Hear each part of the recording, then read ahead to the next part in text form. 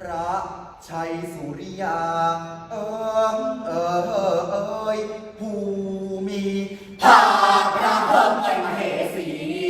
มาที่ในลำสัมเผา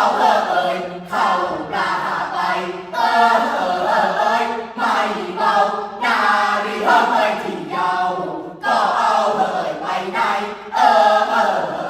เพกดาเท่าแก่เจ้าแม่เสมาเสนีเสนา